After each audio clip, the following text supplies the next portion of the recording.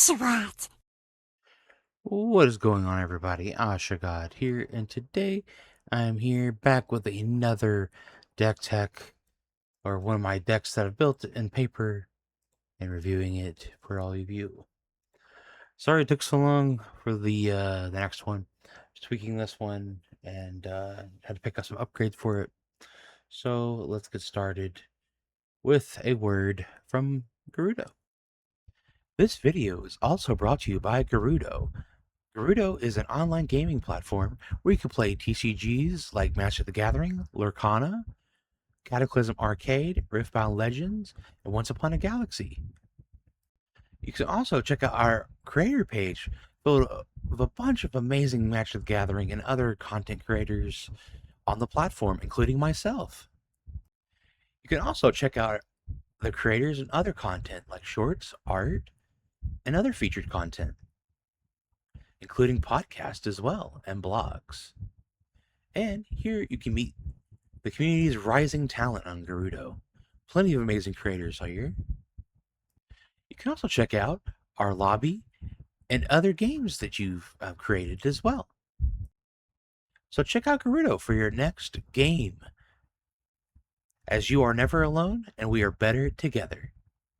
Now back to the video. Today's episode or today's deck is centered around Black Widow, double agent. She's one and Orzhov, and she is a human hero villain, so hero and a villain, so you can use her in a hero or a villain deck if you so choose. Just have death touch, and she's a 3/2, and whenever a creature you control attacks alone, it gains first strike and menace till end of turn. It can't be blocked except by 2 or more creatures. So I've used this one in when I was practicing around and everything, trying to get it all situated and see how it plays and everything like that. I found that if a opponent had one creature, I could just swing with Black Widow at any time because she gets menace and first strike. So I think it's pretty. She's a pretty good commander in my opinion. I pulled her from the box, of course. So most of these cards I pulled from boxes or I ordered, but anyways, let's get started. I do want to preface that I am proxying 2 different cards, and I'll get into them when we get to them. But they are both enchantments, so we'll see, and you'll see, I'm sure, when we get to there. But let's start with our artifacts. So of course we have Arcane Signet. You add 1 mana of any color in your commander's color identity. Jet Medallion, it's an artifact. It basically lets black spells cost 1 less to cast. Pretty good card if I also say so myself. Orzhov Signet, 1 mana, tap. And you can add white and black. That's pretty cool. Potioner's Trove, tap, add 1 mana of any color, or you can tap and gain 2 life. You can only activate it if you cast an instant or sorcery spell this turn. So it's a way to gain some life, and as well as use some mana for it for just a 3-drop. And then we have the Shield Spy Kit.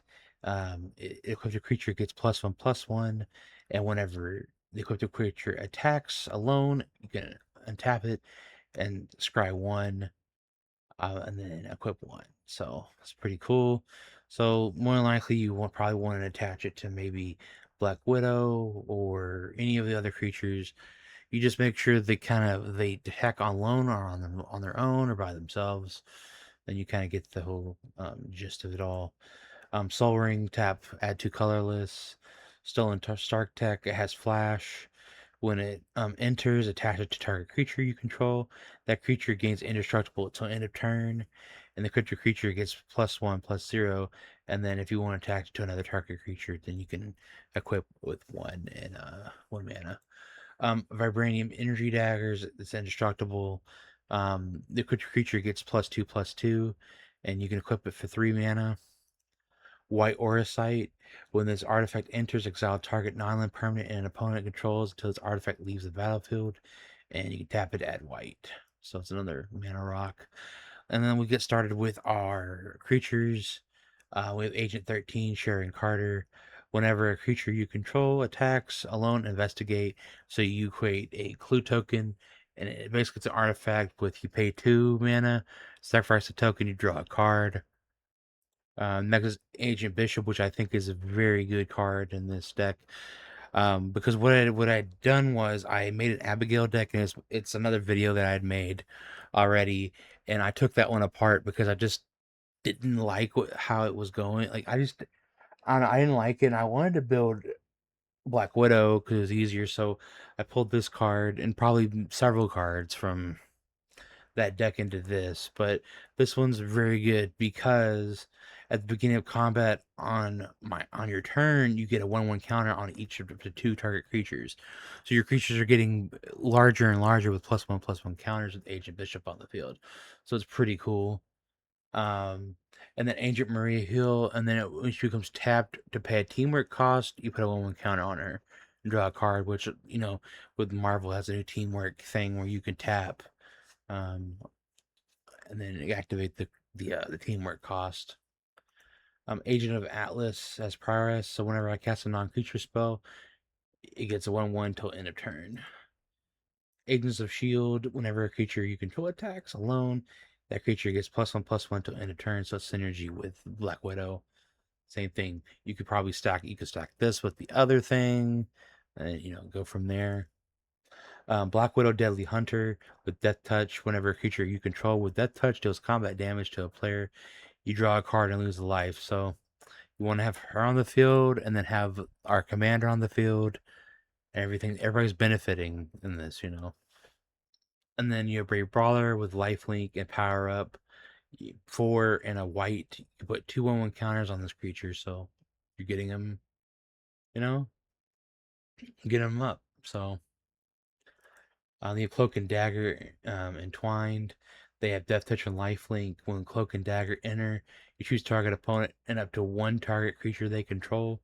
They reveal their hand. You may exile a non-land card from their hand or the chosen creature until Cloak and Dagger leave the battlefield. So pretty cool. Then we have Crossbones, Malicious Mercenary with Death Touch. Whenever another villain you control enters, put a +1/+1 counter on Crossbones.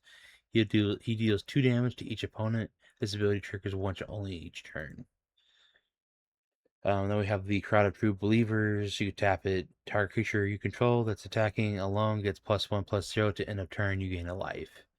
And then we have Widowmaking Infiltrator. Also, I think it's Dalthy Voidwalker or Void something Walker. Yeah.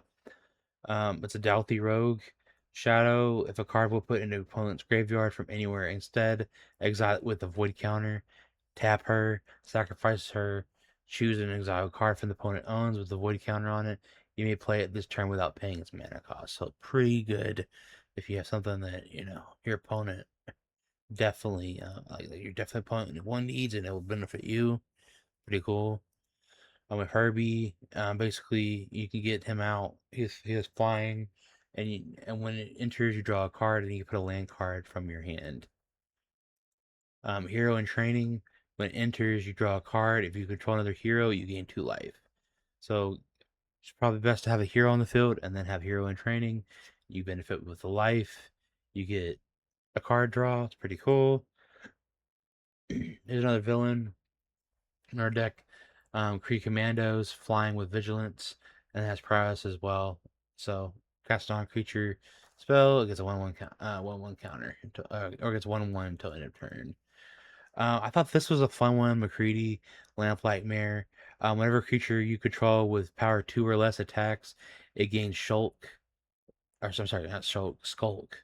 To end a turn, so it can't be blocked. Whenever a creature with power 4 or greater attacks you, its controller loses 2 life and you gain 2 life. So, what you'll see later, when opponents are losing life, you're gaining life.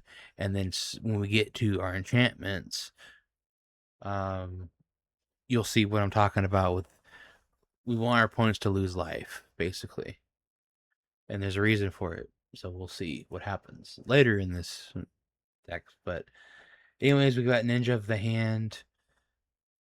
It has Death Touch. You got power up with 4 and a black mana. Each opponent discards a card, put a 1 counter on this creature. Next is Raft Security Officer.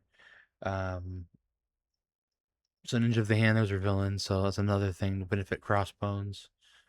Raft Security Officer, you can pay 2 and tap a target creature, or you pay 2, tap it, and then tap target creature. This ability costs 1 less to activate if it targets creature with power 3 or less. So there you go. And then we have another villain, Red Guardian Super Soldier. Flash, when it enters, destroy target creature and opponent controls that dealt damage this turn. This is a great way to deal some damage, slap it back, and destroy it. Something else. Red Room Recruit, another villain. I think I mostly have villains in this, but I also have a mix of heroes. If you didn't see, you would notice, but it's mostly villains. When this creature enters, it connives, and so we discard a card. If you discard an online card, put a 1 counter on it.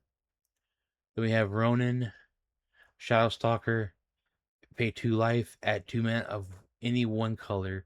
Spend this mana only to cast equipment spells or activate equips abilities. Activate only once each turn. You can tap him, sacrifice the creature, or sorry, equipment attached to Ronin. Target creature gets -4/-4 till end of turn. Only activate as a sorcery. Next is Shattered Acolyte. It's from Secrets of Strixhaven. I thought it'd be nice to have lifelink on it and pay 1 to sacrifice the creature, destroy artifact or enchantment. So pretty cool.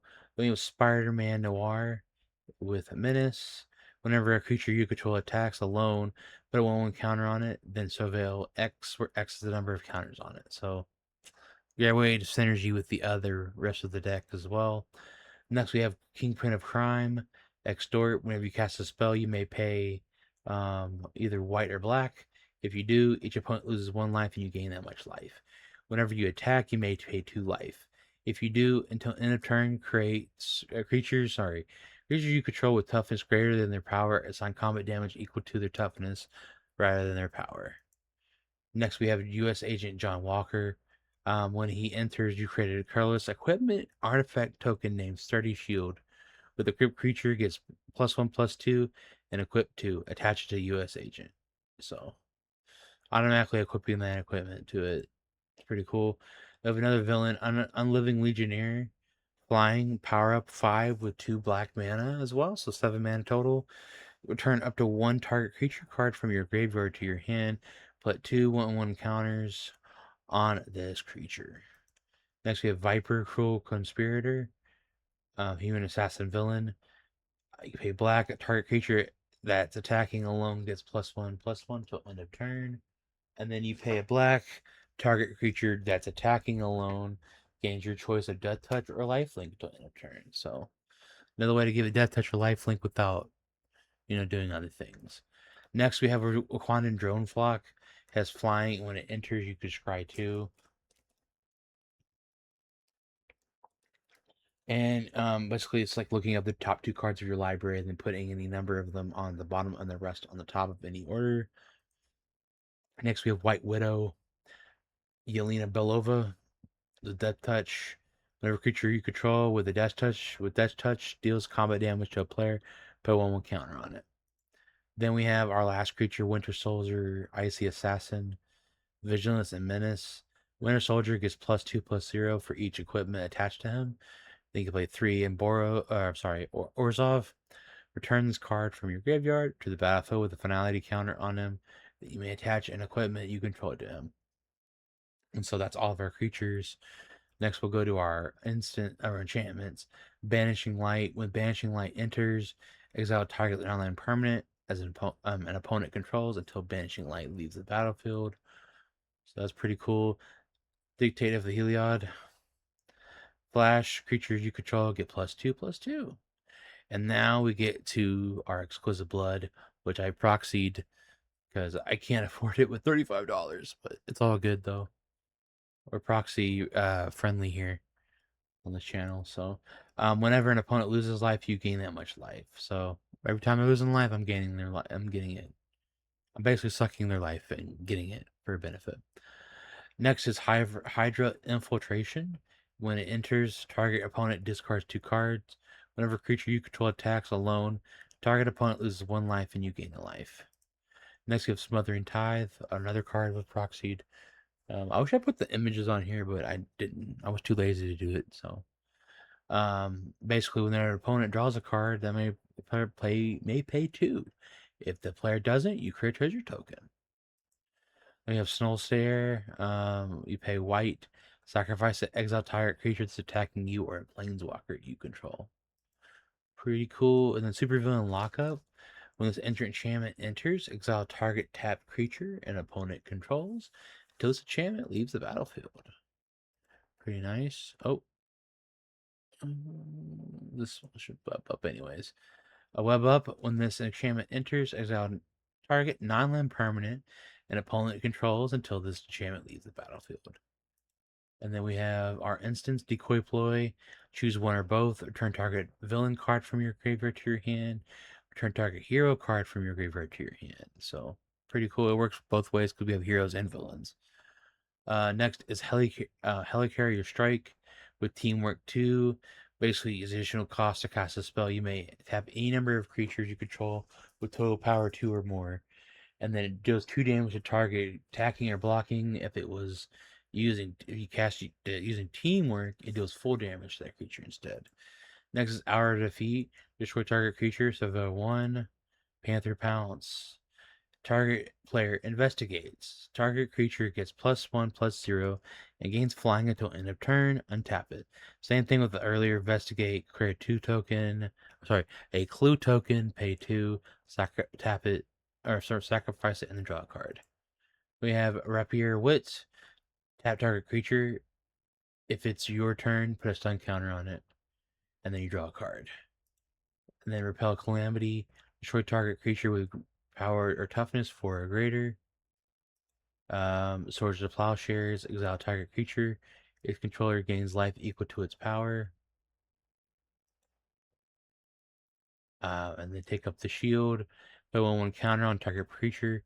It gains lifelink and indestructible until end of turn. Next, we have Visions of Villainy. This spell costs 1 less to cast if you control a villain. You draw 2 cards and lose 2 life. Wander off, exile target creature. Widow's Bite. Teamwork 3 is additional cost to cast a spell. You tap it with 3 or more power, or creatures with 3 or more power. Choose one. If the spell was cast using Teamwork, choose both. Target creature gains Death Touch until end of turn. Target creature gets -2/-2 until end of turn. Then we have our lands.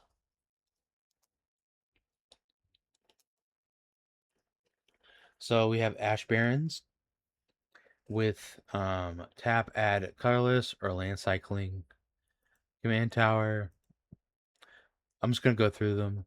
Delcoven Encampment, Desolate Mire, Detection Tower, Evolving Wilds, Fisk Tower, Forum of Amity, Misty Palms Oasis, Neglected Manor, Path of Ancestry, Pit of Offerings, Plains, Shattered Sanctum, Skycoach Waypoint, Swamps, Tainted Field, Simple Silence, Termorphic Expanse, Umbral Expanse, Vault of the Archangel, and then we have our sorceries, Burrow Backup. You create 2/3/2 white hero creature tokens with vigilance, and you can basically land cycle with this as well. Cruel Alliance, a teamwork, same thing with the other cards. Exile target creature with mana value 3 or less. If it was cast with teamwork, instead exile target creature and then you gain 3 life. Then we have Daydream, exile target creature you control, then return that card to the battlefield under its owner's control with a 1/1 counter on it. You can cast it for flashback, cost for 2 and a white, and then you exile it at the end of the when you're done. Then we have Decorum Dissertation. Target player draws 2 cards and loses 2 life. It has Paradigm. You exile the spell. After you first resolve that spell with this name, you may cast a copy of it from exile without paying its mana cost at the beginning of each of your first main phases. Pretty scary. Murdoch's Crusade, Teamwork 4. Choose one. If the spell was cast using Teamwork, choose both. You can either pick Street Justice, exile target creature with toughness 4 or greater. Legal Justice, exile target enchantment with mana value 4 or greater. Next is Pull from the Grave. Return up to 2 target creature cards from your graveyard to your hand. You gain 2 life. And then our last but not least, we have Sunset Revelry. If an opponent has more life than you gain 4 life. If an opponent controls more creatures than you create two 1/1 white human creature tokens. If an opponent has more cards in hand than you, draw a card. And that was going to be it for our deck tech. I am working on one more that we're doing. I might wait a bit on that and just see. But basically, I'm just gonna continue to do that. But if you like what you saw, feel free to like, comment, subscribe, and hit the notification down below to be notified when I go live next or when I post a video. And I will see you guys in the next one. Keep slinging spells, and I'll catch you in the next one. Have a wonderful day. Bye.